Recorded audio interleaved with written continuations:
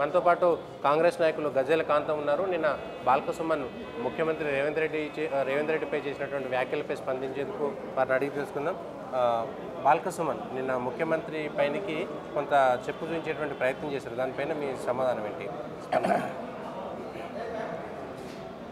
బాల్క సుమన్ మాజీ ఎమ్మెల్యే వాడి నాలుక దగ్గర పెట్టుకొని మాట్లాడమని చెప్తున్నాం. ఎందుకంటే రాష్ట్ర ముఖ్యమంత్రిని మాట్లాడడం సరైనది కాదు. మా రాష్ట్ర ముఖ్యమంత్రి రేవంత్ రెడ్డి గారిని మాట్లాడడం సరైనది కాదు. రాష్ట్ర ముఖ్యమంత్రిని మాట్లాడినావంటే రాష్ట్ర ప్రజలను మాట్లాడినట్టే, రాష్ట్ర ప్రభుత్వాన్ని మాట్లాడినట్టే. నీవు బాల్క సుమన్ నీ నాలుక దగ్గర పెట్టుకొని మాట్లాడు, లేకుంటే నాలుక ఘోషిస్తాం, జాగ్రత్త. ఎందుకంటే ఈ రాష్ట్రంలో ప్రజాస్వామ్య పాలన జరుగుతుంది. నీకు మాట్లాడే అర్హత లేదు. నువ్వు కేసీఆర్ కుటుంబానికి పెద్ద పాలేరువు.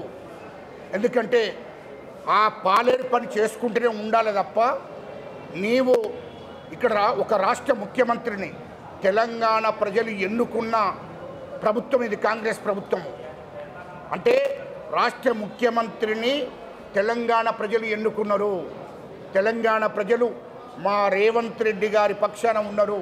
తెలంగాణ ప్రజలందరూ కూడా ఈ రాష్ట్ర కాంగ్రెస్ ప్రభుత్వాన్ని ఎన్నుకున్నారనే విషయాన్ని గుర్తుపెట్టుకో.